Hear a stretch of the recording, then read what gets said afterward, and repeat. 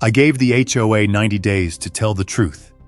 Then their own treasurer handed me the missing file. I had just finished repairing the gravel road across my Wyoming ranch when the HOA president drove onto my land and handed me a $600 bill for using it. She called it their private access road. My deed said otherwise. Then I found an old survey, a missing road agreement, and a development plan for 36 new houses. And suddenly, that little fine looked like something much bigger. If you like stories where patience, good records, and the law matter more than shouting, subscribe and stay with me. Because the deeper I dug into that road, the less it belonged to the HOA, and the more I understood why they desperately needed everyone to believe it did. The last pass of the grader ended just before noon. Mark Ellison eased the machine to a stop, climbed down, and looked over the 300 feet of fresh gravel cutting across Ellison Ridge Ranch. The road had been rutted badly enough to catch a pickup axle after spring runoff. Now it sat clean, crowned properly, with the ditch opened and the culvert near Cottonwood Wash flowing the way it should. At 54, Mark had spent most of his working life designing county roads, drainage cuts, and rural access routes. He knew what bad grading looked like. He also knew what paperwork was required before a man moved that much dirt. The permit copies were in his truck. The survey stakes were still visible. Everything was legal. That was why the black SUV coming up the road caught his attention. It moved too fast for someone looking for directions. The vehicle stopped beside the grader. A woman stepped out wearing a fitted gray jacket and shoes that immediately collected ranch dust. Mark recognized her. Carol Whitmore, president of Silver Creek Estates, the subdivision beyond the Eastern Ridge. She carried a white envelope in one hand. "Mark Ellison, you know it is." Carol walked directly toward him and held out the envelope. "This is formal notice from Silver Creek Estates." Mark took it. Across the top, beneath the HOA seal, was a number printed in bold, $600. He read the first line twice. Unauthorized use of private access road. Mark looked past Carol at the gravel beneath her SUV, then back at the paper. "You drove onto my ranch to charge me for using my own road?" Carol's expression barely moved. "That roadway serves Silver Creek Estates. Your construction interferes with an HOA-controlled access corridor." "No." He pointed toward a fence post 40 feet away. "My deed runs past that fence, across this road, and down to Cottonwood Wash." Carol folded her arms. "That's not how Silver Creek sees it." Mark almost laughed, but something in her tone stopped him. She wasn't confused. She had come prepared. "Silver Creek can see it any way it wants," he said. "County records don't change because your board voted on something. You have 72 hours to pay the assessment. It isn't an assessment. I'm not in your HOA. Continued refusal could lead to additional enforcement. What kind? Towing, access restrictions, legal action if necessary." Mark stared at her. "You're threatening to restrict my access to my land. I'm telling you that unilateral changes to a shared corridor have consequences." The word shared landed harder than the threat. Mark had dealt with difficult contractors, county administrators, utility companies, and landowners who believed a survey marker was negotiable. Usually people bluffing about authority became less confident once asked for documentation. Carol seemed more confident. That bothered him. "Send me whatever agreement you think gives Silver Creek control," Mark said.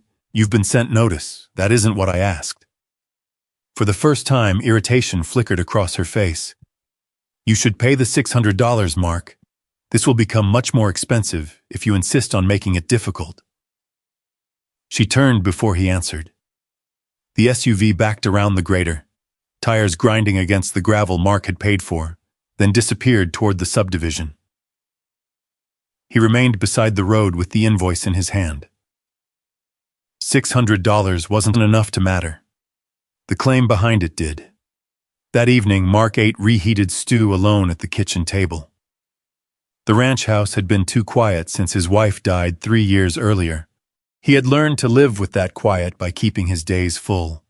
fence repairs, cattle records, equipment maintenance, anything that left little room for memory. Tonight, the silence helped him think. He spread Carol's invoice beside the road permit, county parcel map, and his latest tax statement.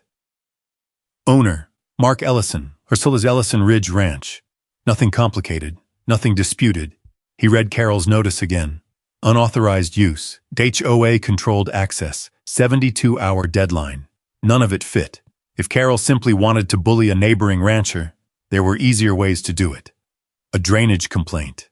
Dust, noise, fence height. Instead, she had driven onto his land personally within hours of the road work being completed and demanded money for his right to travel across it. Mark turned the invoice over.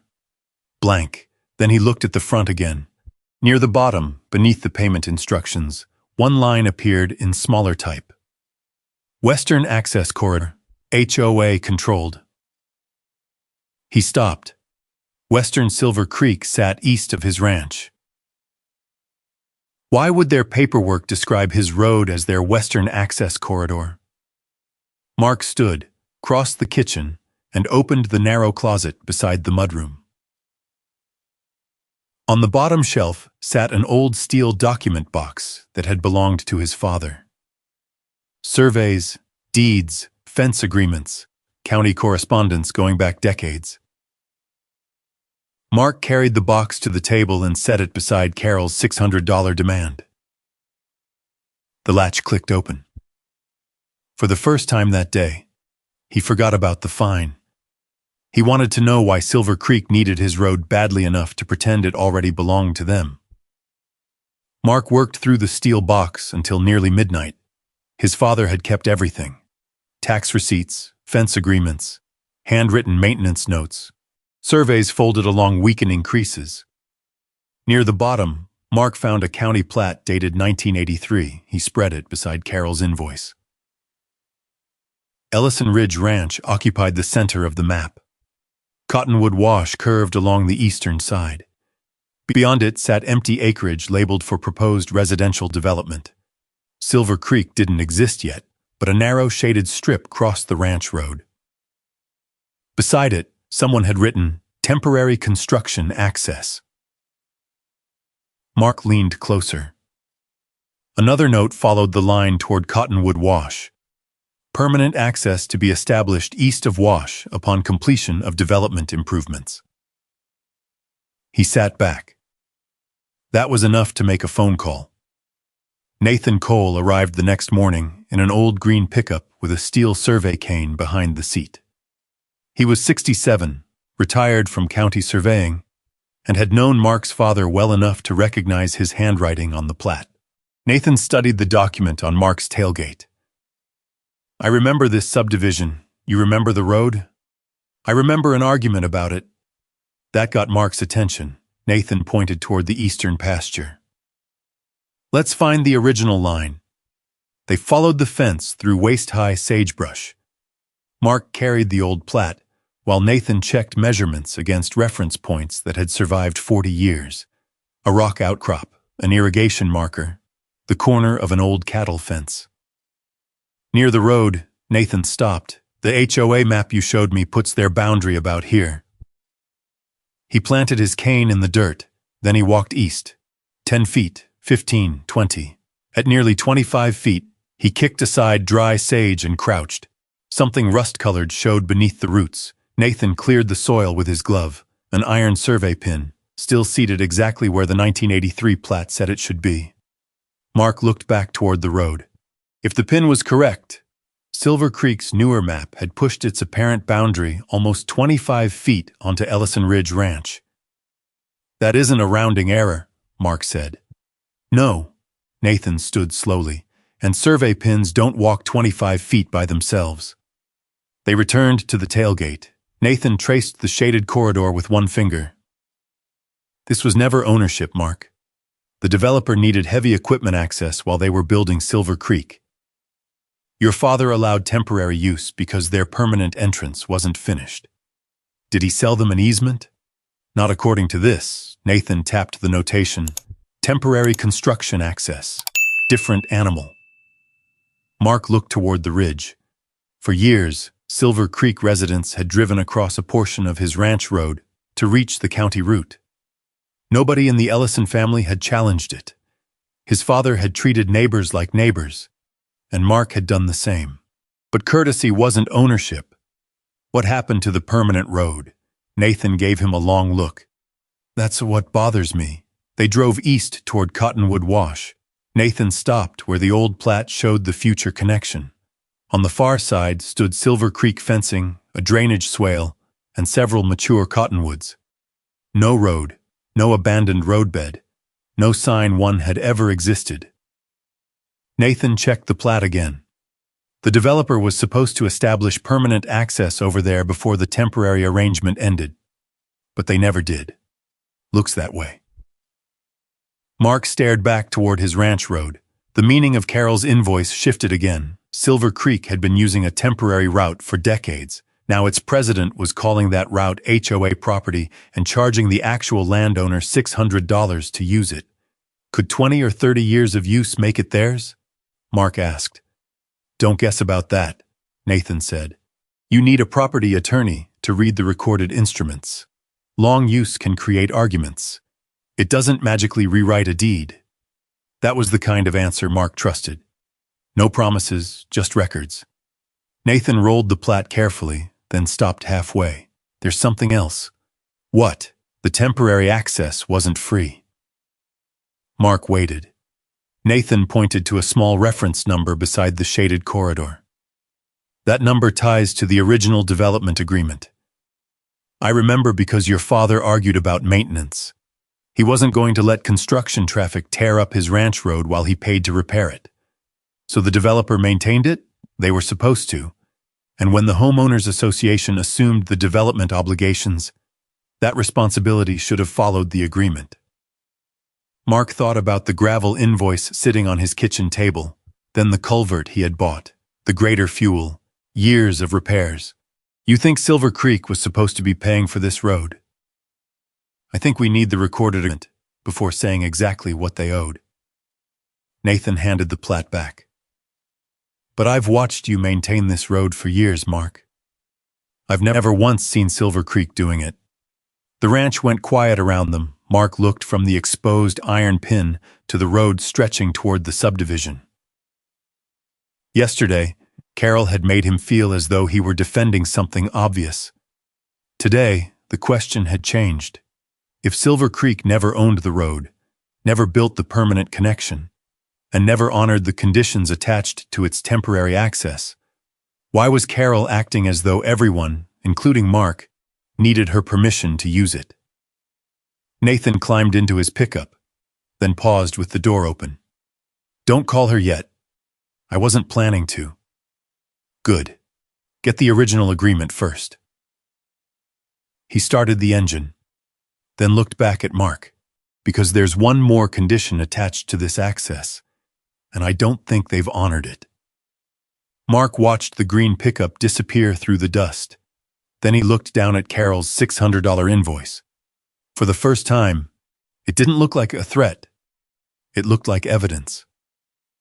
Mark spent the morning at the county records office, pulling everything tied to the 1983 Silver Creek Development Agreement. By noon, he had the answer Nathan suspected. The temporary road permission carried two obligations. The developer had to maintain the ranch route while using it, and a permanent access road east of Cottonwood Wash had to replace it once construction was complete. When Silver Creek Estates took over from the developer, those obligations transferred with the property. Mark searched 30 years of ranch records that afternoon: gravel receipts, culvert invoices, blade rental, fuel, fence repairs after spring washouts. Every bill carried an Ellison name. Not one payment came from Silver Creek. He was sorting the last folder when a diesel engine growled outside. Mark stepped onto the porch. A utility truck sat beside his fence. Two men in work vests were unloading aluminum posts and white metal signs. One sign already stood beside the ranch road. Silver Creek, private road resident. Access only. Mark walked toward them. Who authorized that? The younger man glanced toward the truck. Silver Creek HOA, you're on Ellison Ridge Ranch. We were told this is HOA right-of-way. Mark pointed to the sign. Take it down. The older contractor shook his head. We've got a work order, and I've got the deed. Mark pulled out his phone and photographed the truck, license plate, sign, and fresh hole beside his fence. The younger man looked uncomfortable. Maybe call the board. I'm talking to the people digging on my property. Remove it. A black SUV appeared over the rise before either contractor answered. Carol Whitmore stepped out. She didn't look surprised to see him. You were instructed not to interfere with Silver Creek access. Mark held up the county agreement. This says temporary access. It also says your side was supposed to maintain the road and replace it with a permanent route. Carol barely glanced at the paper. Our attorneys interpret the corridor differently. Then have your attorneys send me their interpretation. These signs are staying. No. Carol took out her phone. Mark expected another threat. Instead, she called the sheriff. 20 minutes later, Deputy Ryan Foster pulled in behind her SUV. Carol met him before he reached Mark. Deputy, Mr. Ellison is obstructing HOA infrastructure and threatening contractors performing authorized work. Ryan looked at the half-installed sign, then at Mark. Threatening? I told them to stop digging. Ryan turned to the contractors. Anybody threatened? The younger man shook his head. No, sir. Carol stiffened. That's not the issue. He has no authority to interfere with established HOA access. Mark handed Ryan the deed and the recorded agreement. Ryan read both beside his cruiser. The only sound was the wind moving through dry grass. Finally, he walked to the survey pin Nathan had uncovered the day before. Then he looked at the sign. Ms. Whitmore, this post is on his parcel. The HOA has access rights. Access isn't ownership. She crossed her arms. This roadway has served our residents for decades. Ryan nodded toward the contractors. Take the signs down. Carol stared at him. You're accepting his interpretation without review? I'm accepting a deed until someone with authority tells me otherwise. You can dispute it in court. You can't install private road signs on somebody else's property because your board prefers the map. The contractors pulled the post out. Carol's face tightened as dirt spilled back into the hole. Mark said nothing.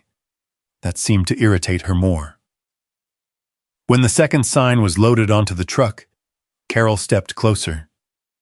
You think this is about $600? I don't know what this is about yet. Her eyes changed. Just for a second. Not anger, concern. You have no idea what you're putting at risk. Mark watched her carefully. What am I putting at risk, Carol? She realized too late that she had said too much. Our community, that isn't what you said. She turned away. Ryan stopped her before she reached the SUV. One more thing. Until the ownership dispute is resolved, don't send contractors onto Mr. Ellison's land without permission. Carol opened her door. This will be resolved. She drove away hard enough to throw dust across the cattle guard. Ryan waited until the SUV vanished. She always like that? Mark folded the county agreement.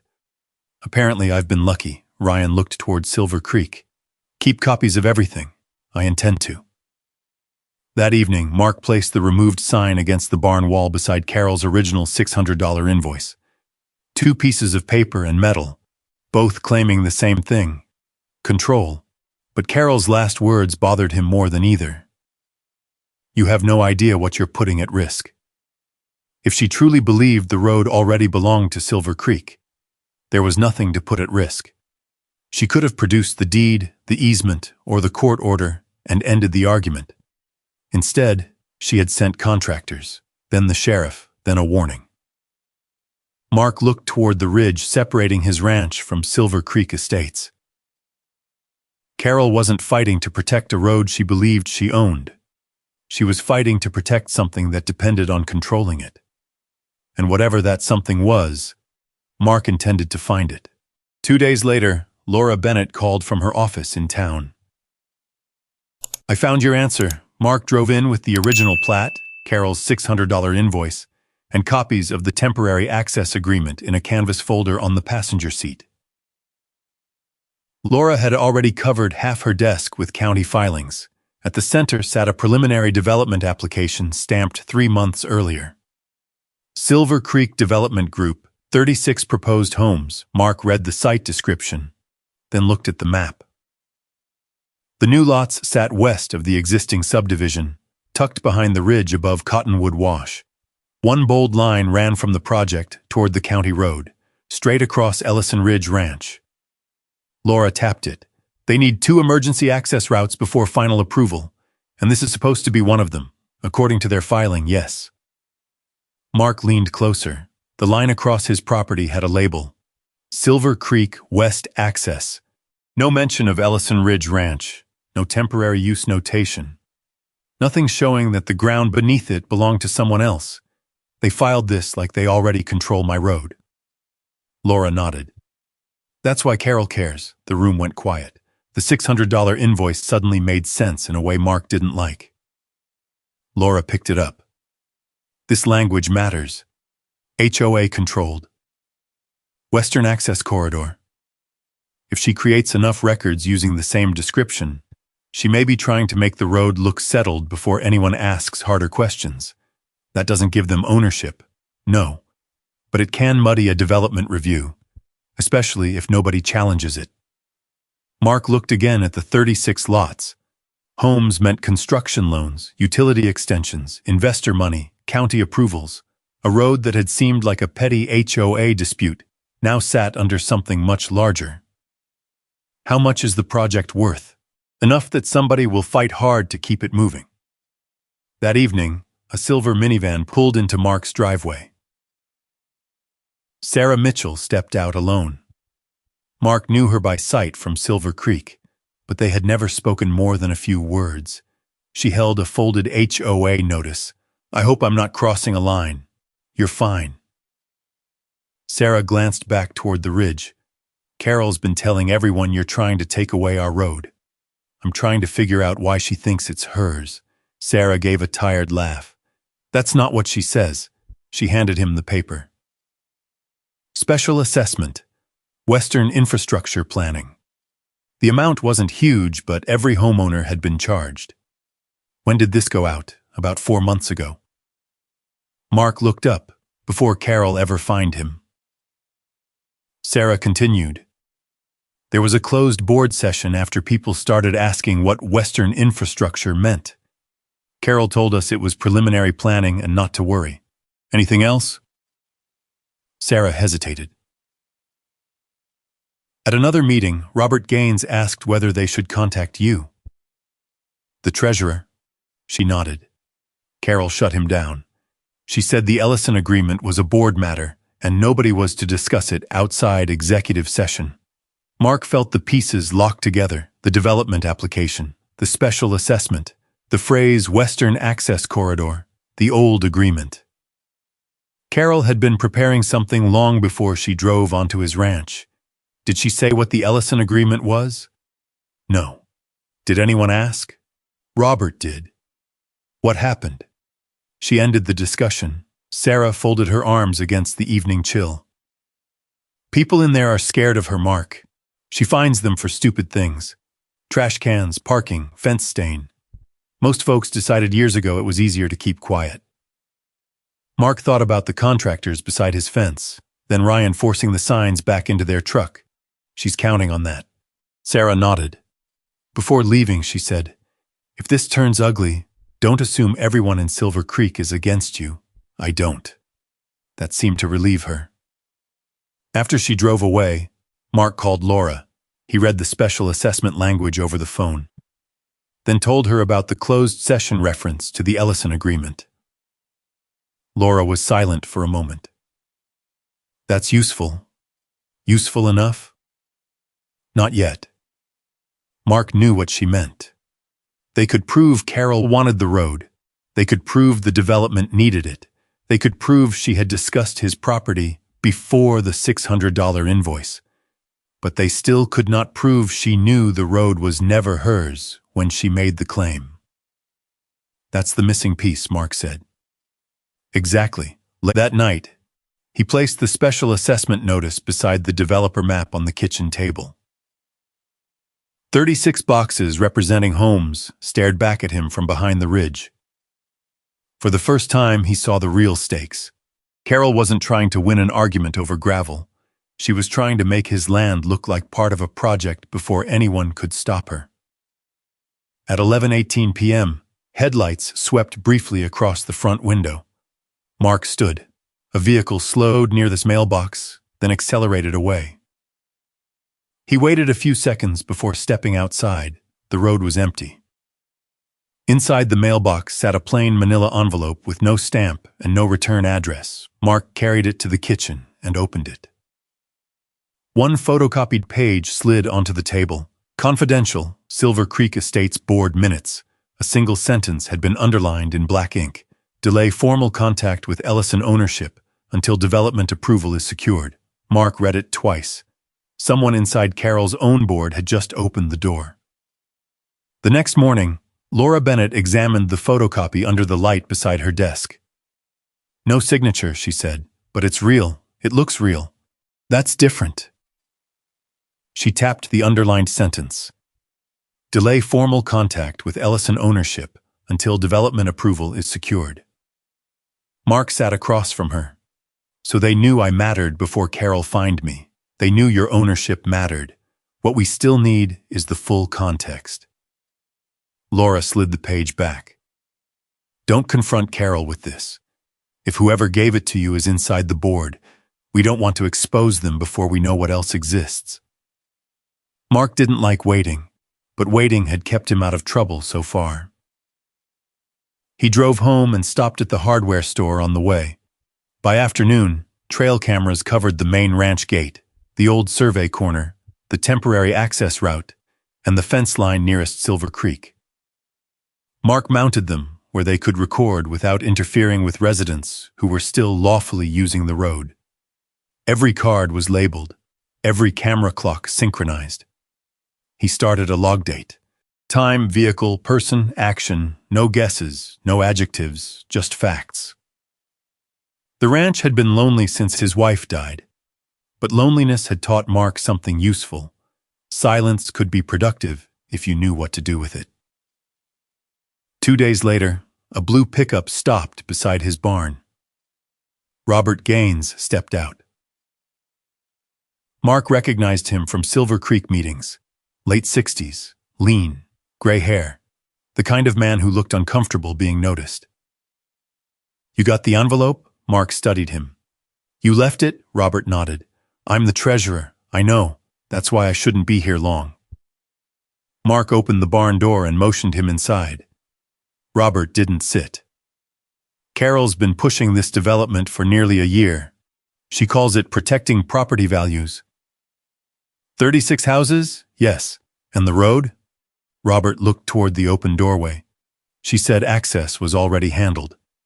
"Was it?" Robert's mouth tightened. "That's why I sent you the minutes." He explained that months earlier, when Silver Creek Development Group first presented the expansion, the board asked whether the Western Road actually belonged to the HOA. Carol told them there was an existing access arrangement. Robert requested the recorded document. She never produced one. Instead, she moved discussion into closed session. She told us contacting you too early could complicate approval.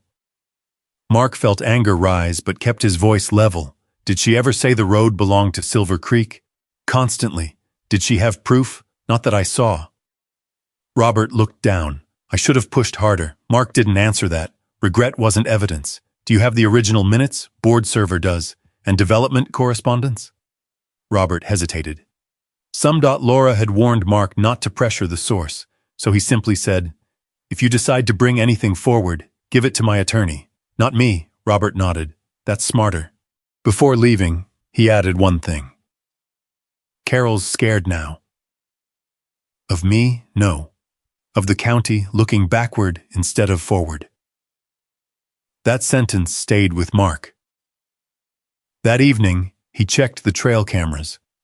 Most of the footage showed nothing useful: a delivery van, Two residents crossing the temporary route, a mule deer nosing along the fence.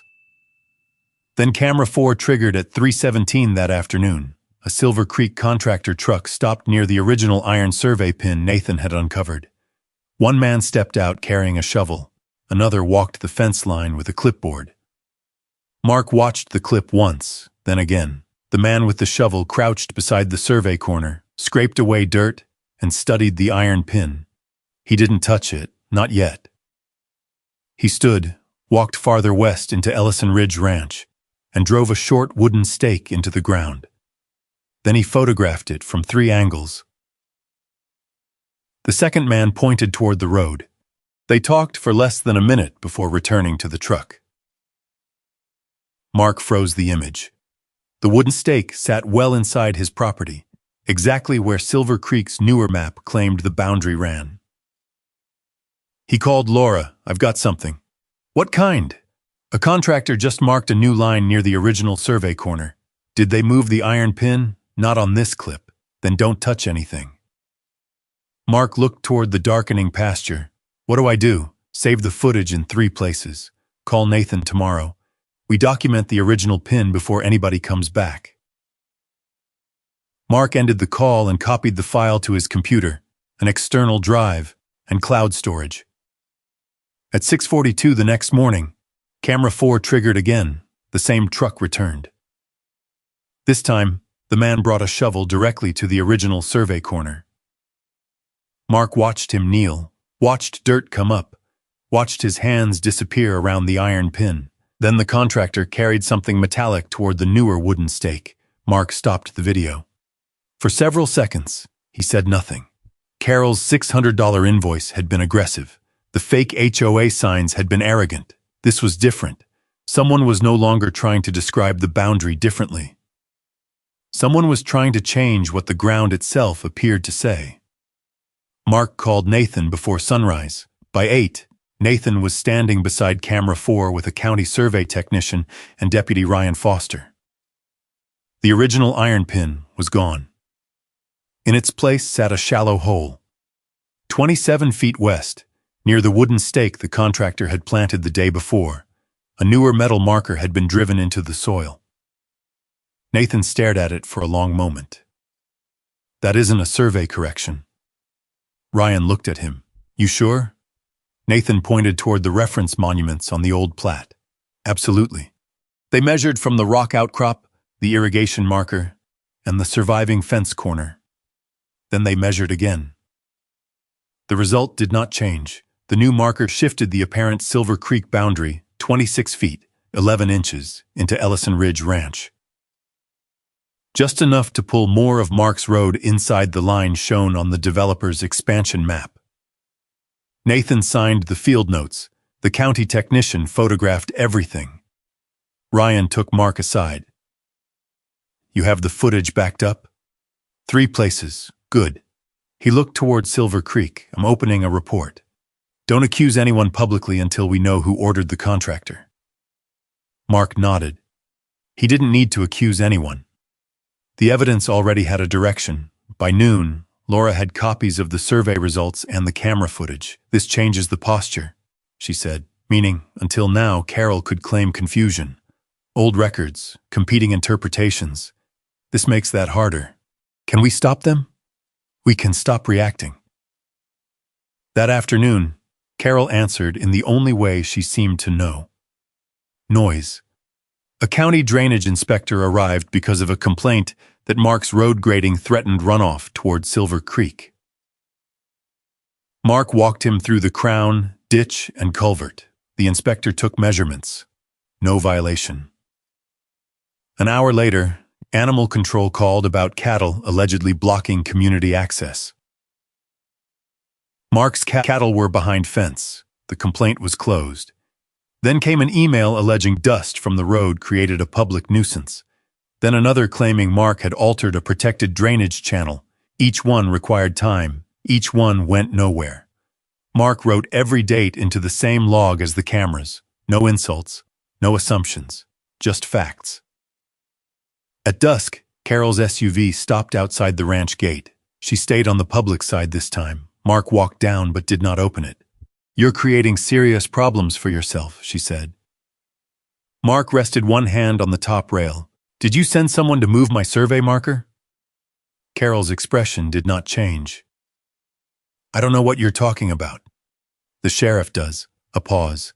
Then she said, "Your boundary has been disputed for years." "No, it hasn't. That's your opinion. It's the county survey." Carol stepped closer to the gate. "You keep acting like this is some private ranch quarrel. It isn't. Families are involved. Property values are involved. A major investment is involved." There it was. Mark said nothing. Carol realized it again. That moment when her own words outran her judgment. "What investment?" he asked. She looked toward the subdivision. "You'll hear from council."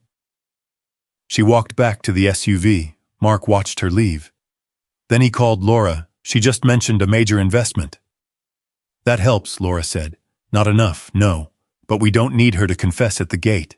The next morning, Laura came to Ellison Ridge Ranch carrying a draft letter. She spread it across Mark's kitchen table beside the old plat, the new survey, the $600 invoice, and photographs of the false HOA signs. "For the first 5 chapters of this mess," she said, "they've been choosing the tempo." Mark read the first page. "Formal notice of breach and demand to cure. What happens if we send this? We make them choose." Laura explained the options. Silver Creek could negotiate a lawful permanent easement with Mark. It could build the access road east of Cottonwood Wash required by the original development agreement. Or it could allow the temporary permission to expire and lose routine use of the ranch route. "Emergency services remain protected," Laura added.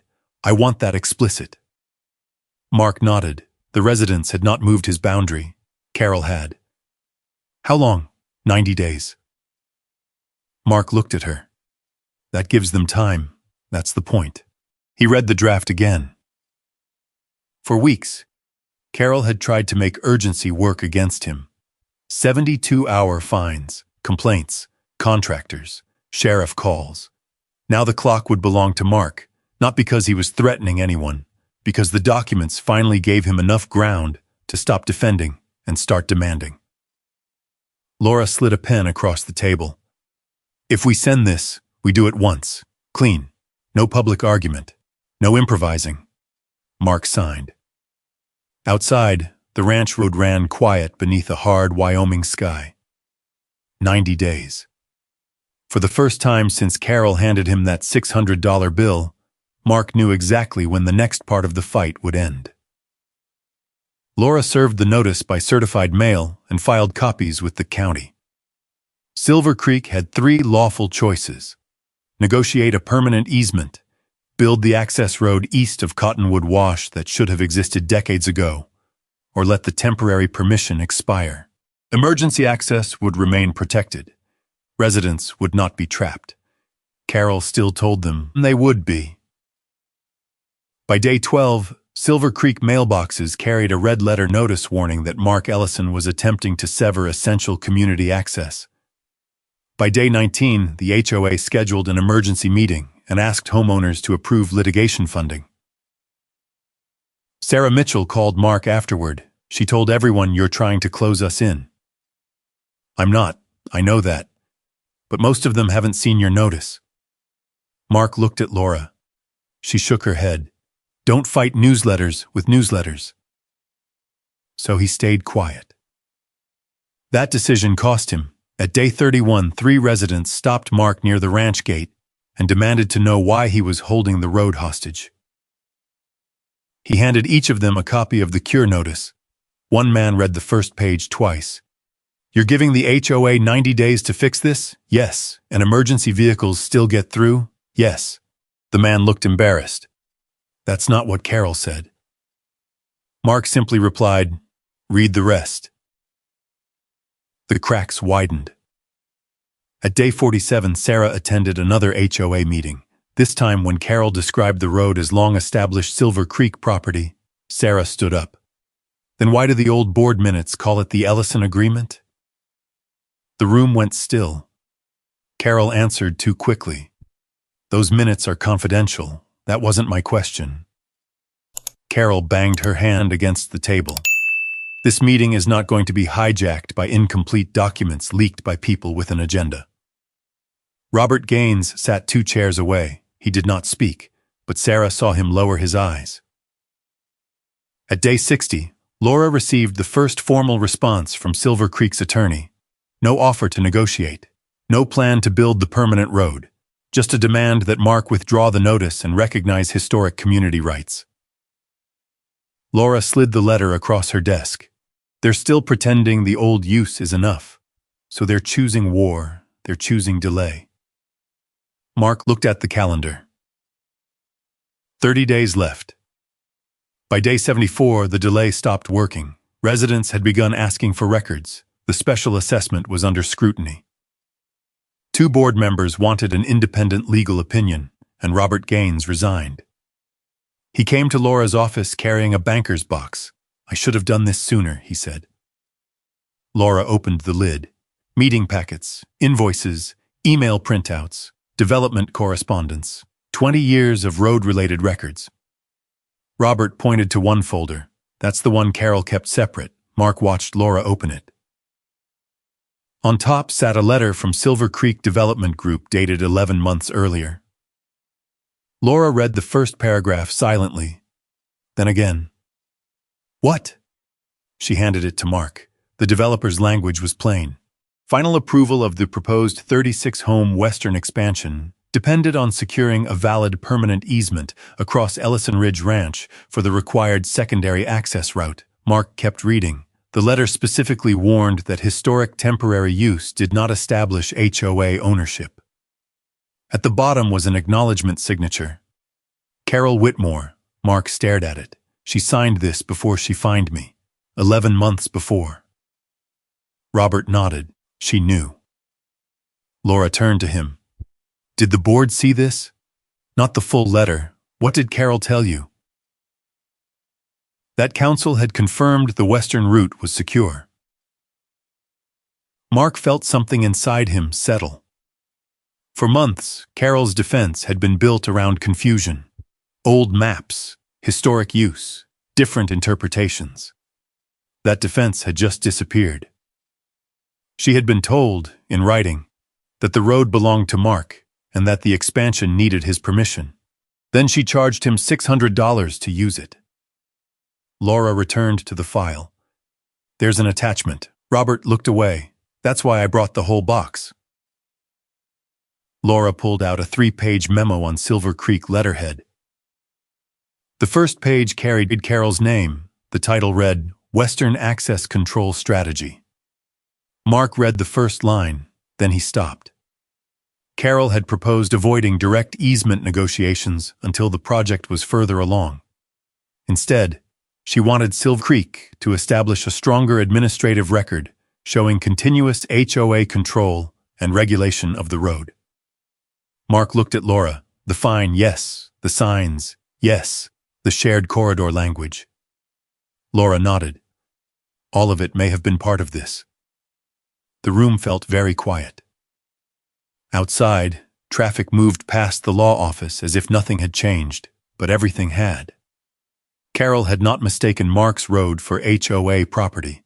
She had been warned it was his, and she had written down a plan for making it look like hers anyway. Laura closed the folder.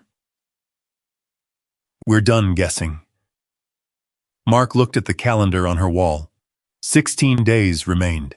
Attached to the developer letter was Carol's own proposal, explaining exactly how she intended to solve the road problem without ever buying the easement.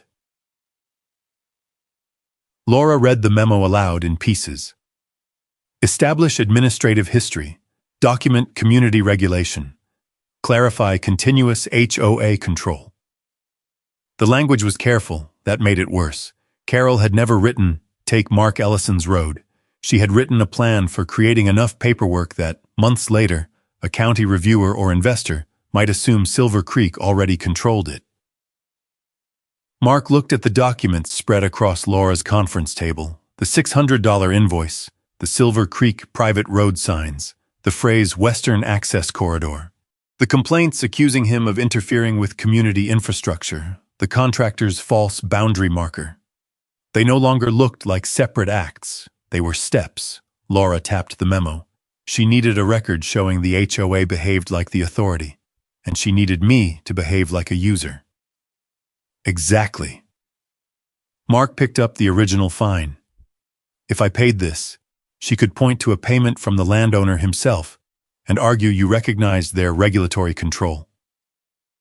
For the first time since Carol drove onto his ranch, Mark felt real fury, not the hot kind that made a man shout, the colder kind, the kind that came from realizing someone had counted on his confusion. $600 had never been the prize. His acknowledgement was, Laura gathered the papers, we move now. That afternoon, she filed for declaratory relief, asking the district court to confirm Mark's ownership and define the limits of Silver Creek's temporary access rights. She also requested an injunction preventing the HOA and Silver Creek Development Group from representing Ellison Ridge Ranch as HOA-controlled property in any development filing. Copies went to the county planning office, the developer, Silver Creek's attorney, Carol. By the next morning, the 36-home application was flagged for review. The first real consequence landed before breakfast. Silver Creek Development Group suspended 2 scheduled site meetings pending clarification of Western access. Carol called Mark at 8:11. He let it ring once before answering. What did you do? I filed the documents. You interfered with a private development transaction. My land is in that transaction. You are jeopardizing 36 homes and millions of dollars over a technical dispute. It stopped being technical when somebody moved my boundary marker. Silence. Then Carol's voice hardened. You're going to regret turning residents against you. I haven't turned anyone against me or you. You know exactly what you're doing. No, Carol. I know exactly what you did. She hung up. By noon, Silver Creek residents received another emergency notice. This one warned of possible disruptions to mortgages, emergency response, resale values, and insurance if Mark's claims prevailed. Sarah forwarded it to Laura with one sentence. She's trying to scare everybody before court. Laura replied through counsel, not through the neighborhood. Emergency access remained protected. Existing residents were not being evicted, blocked, or stripped of lawful passage. The dispute concerned ownership, development use, and the HOA's expired temporary arrangement. Facts, not counter-rumors. At day 81, Carol filed her answer. At day 84, she went further. Silver Creek petitioned for emergency relief, claiming Mark's 90-day notice threatened essential community infrastructure and created an immediate risk to homeowners. Laura read the filing at Mark's kitchen table. She's trying to make the judge think you're about to lock everyone behind a gate. I'm not. I know. The notice says emergency access stays protected. The court will see that. Mark looked toward the ranch road. Residents still passed normally. School pickups, work trucks, a delivery van. Nothing had changed physically. That was the point. Carol needed panic before the facts caught up with her. 2 days later, clouds gathered over the ridge and pushed a hard wind across Cottonwood Wash. Mark stood beside the old wooden gate while a Silver Creek SUV rolled through on the temporary route. He didn't stop it, didn't photograph the driver, didn't make a point. The fight was no longer at the gate. It was in filings, plats, signatures, and one 3-page memo Carol probably never imagined anyone outside her board would read. At day 87, Laura called. The judge consolidated the emergency petition with our ownership hearing. When, morning of day 89, Mark looked at the calendar. 1 day before the cure period expired, Carol wanted emergency court. She got it, Laura paused, and we're using her own documents. The hearing notice arrived that afternoon.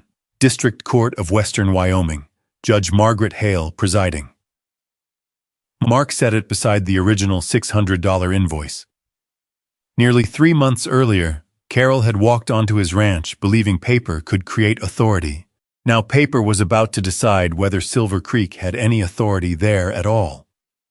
Outside, the wind pressed against the house and rattled the old gate chain once. Tomorrow, Mark would not have to explain what Carol had done. Her own signature would do it for him. The courtroom was nearly full by 9. Silver Creek residents filled 2 rows behind Carol. Sarah Mitchell sat near the aisle. Robert Gaines sat farther back, a banker's box at his feet. Deputy Ryan Foster and Nathan Cole waited outside until they were called. Carol sat beside her attorney in a navy blazer. Every page in front of her arranged in perfect stacks. Mark had brought 1 folder. Laura had brought 3. Judge Margaret Hale entered, reviewed the emergency petition, then looked toward Carol's table. "Ms. Whitmore, your association claims immediate harm. I'll hear that first." Carol's attorney stood. He described Silver Creek as a community facing uncertainty because one ranch owner had decided to challenge a road used for decades. Families depended on it. Emergency services depended on it. Property values depended on it. Then Carol took the stand. Her voice was controlled. "Mr. Ellison is using an old technicality to threaten an established neighborhood. We have never denied his ability to use the road. We only attempted to regulate improvements affecting shared access." Mark felt Laura's hand touch the edge of his folder. A reminder. "Wait," Carol continued. "Silver Creek has treated that corridor as community infrastructure for decades." Mr. Ellison suddenly objected only after he began altering the road. Judge Hale looked toward Laura. Response: Laura stood, "Not with argument, Your Honor, with sequence." She placed Mark's deed on the evidence table. First, ownership, then the 1983 plat. Second, temporary construction access, then the original development agreement. Third, the condition requiring Silver Creek's predecessor to maintain that temporary route and construct permanent access east of Cottonwood Wash. Carol's attorney objected to the characterization. Judge Hale overruled him. Laura continued. Nathan testified that the original iron survey pin had matched the 1983 plat until it was removed. The county resurvey showed the replacement marker had shifted the apparent boundary 26 feet, 11 inches into Ellison Ridge Ranch, Ryan testified next. He confirmed that Carol had called the sheriff when contractors installed Silver Creek private road signs on Mark's property.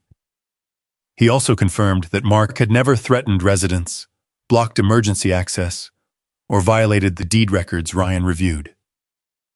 Then Laura showed the trail camera footage, a contractor, a shovel, the original survey corner, the new marker. No one in the courtroom spoke while the timestamp moved across the screen. Carol stared straight ahead.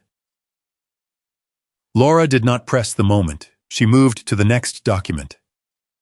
Silver Creek Development Group's 36-home expansion plan.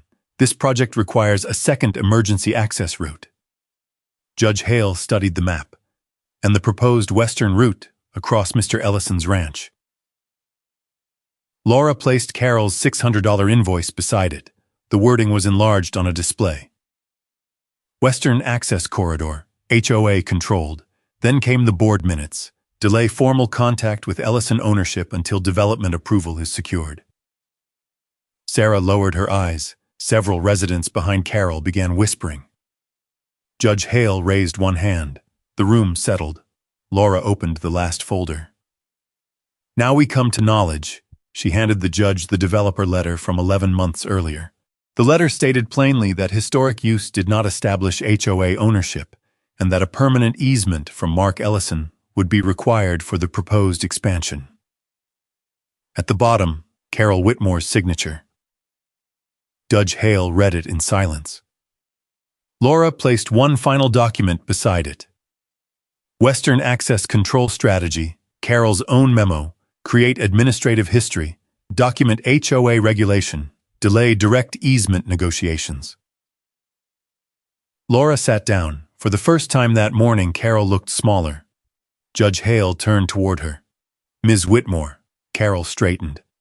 When you charged Mr. Ellison $600 to use that road, had you already received this developer letter?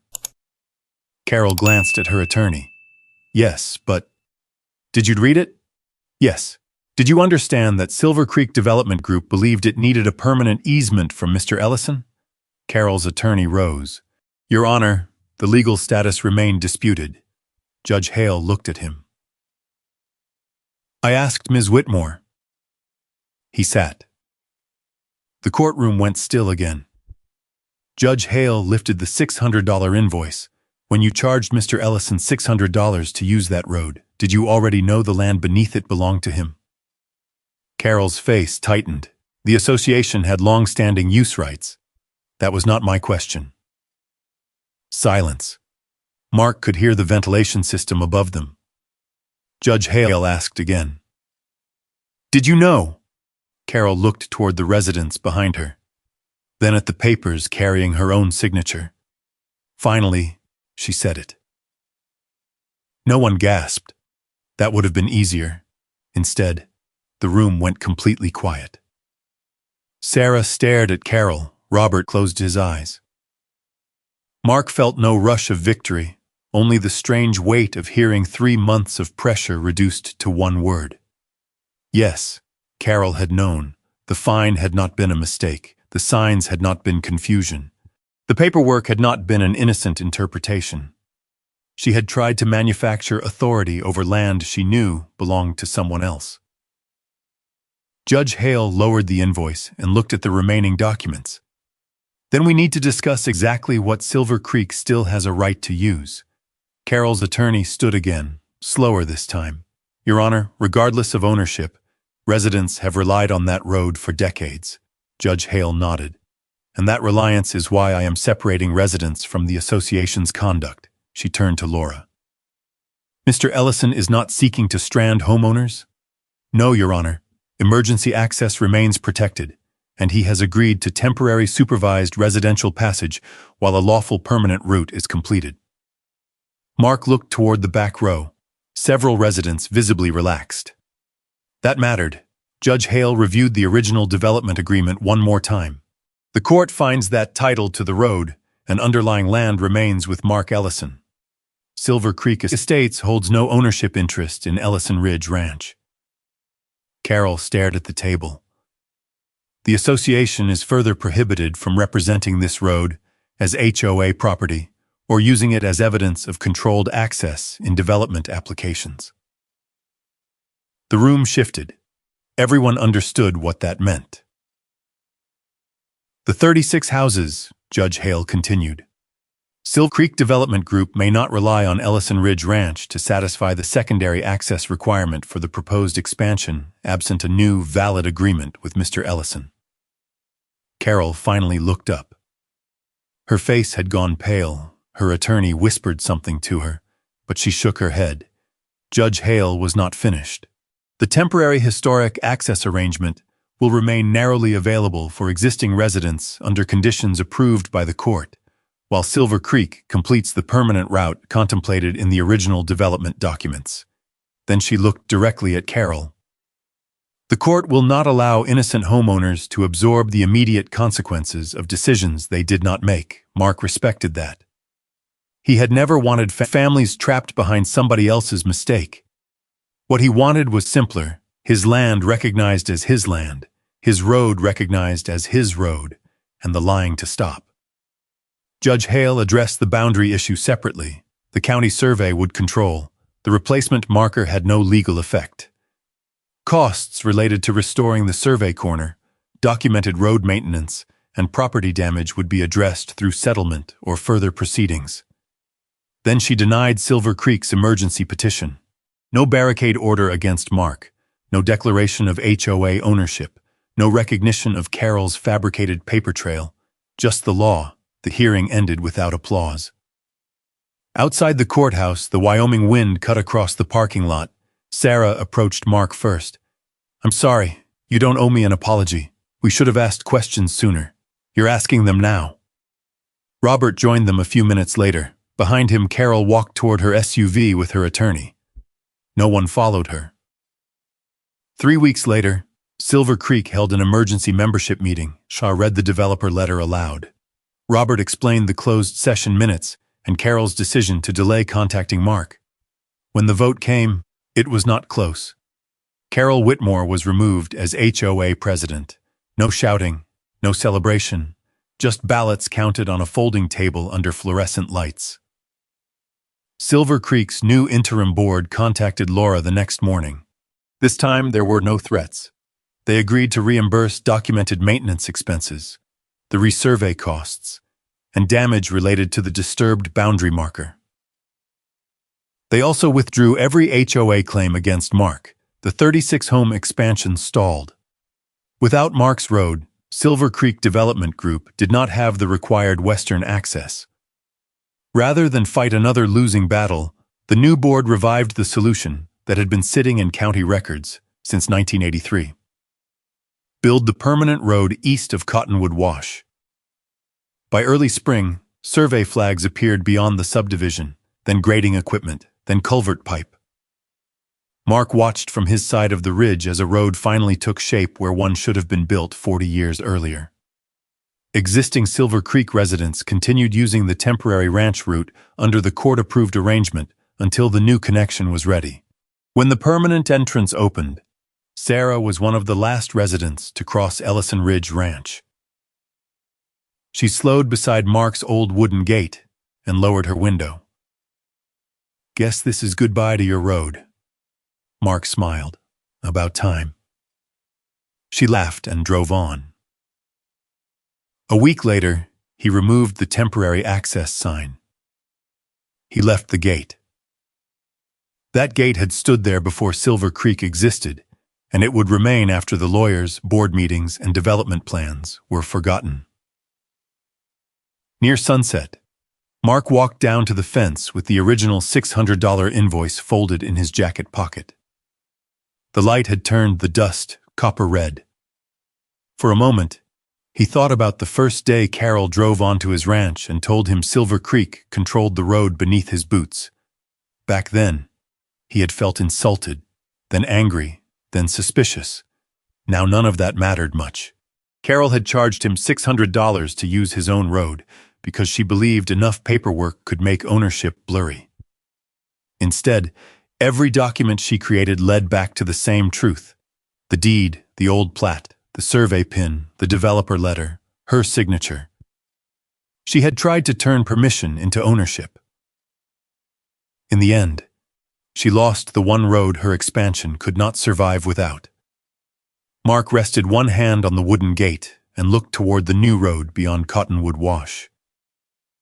He had not locked families inside their subdivision. He had not threatened anyone. He had not needed to. He simply held the line long enough for the truth to reach it. And sometimes that was what justice looked like out here. Not loud, not cruel, just a boundary finally respected. If Mark's story leaves us with anything, it's that standing your ground doesn't always mean raising your voice. Sometimes it means keeping the receipt, finding the old surveys, asking one more questions, and giving the truth enough time to catch up with the people who ignore it. Mark could have turned the dispute into a personal fight. Instead, he documented what happened, protected emergency access for his neighbors, followed the legal process, and let the deed, the survey, and Carol's outside paper speak for him.